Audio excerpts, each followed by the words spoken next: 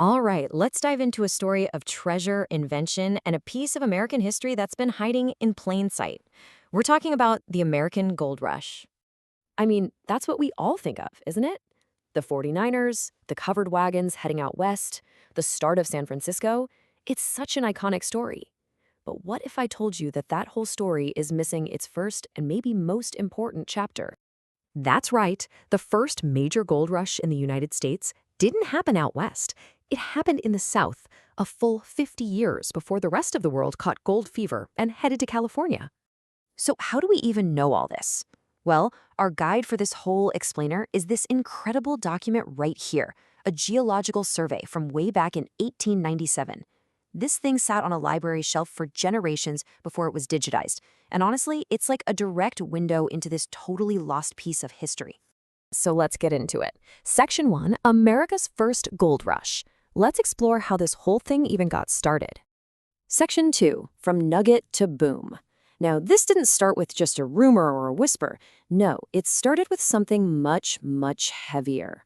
It all kicked off in 1799, and it started with the discovery of a massive 17-pound gold nugget in Cabarrus County, North Carolina.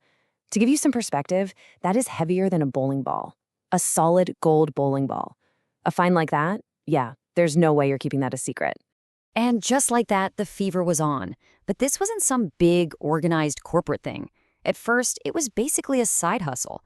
When the crops were planted and there was downtime, farmers would just let their workers loose in the creek beds to pan for gold.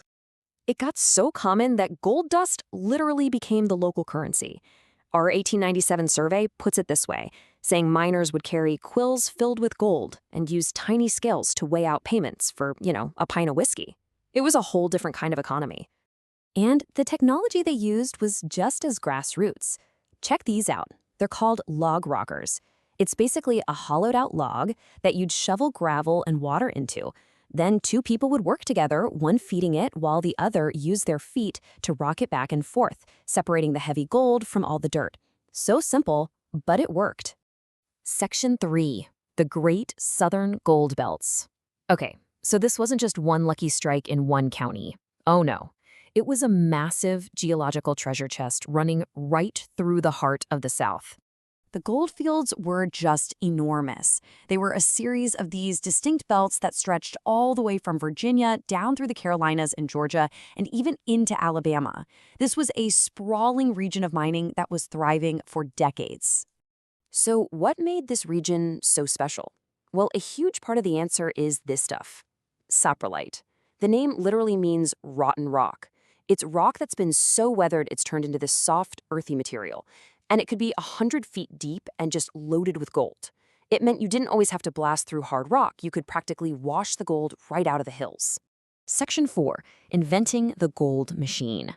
Naturally, the easy gold in the creeks started to run out. So miners had to get smarter. They had to go deeper. And that meant they needed a whole new level of invention. And these old images from our source document show that evolution perfectly. On one hand, you've got the simple human-powered log rockers for washing gravel. But then you see the arrival of this heavy industrial machinery, like the Chilean drag mill, a beast of a machine with these massive stone wheels designed to crush tons of hard, gold-bearing quartz. This was a huge technological leap. But the real game changer was a system perfected down in Georgia called the Dahlonega method. It was this ingenious three-step process designed specifically for those deep saprolite deposits.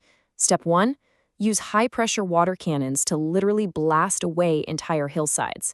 Step 2, channel all that mud and slurry through long wooden troughs, or sluices, to catch the free gold. And finally, any big chunks of rock left over got sent to the mills for crushing. So by the 1830s, this thing was in full swing. The Southern Gold Rush was a full-blown industry.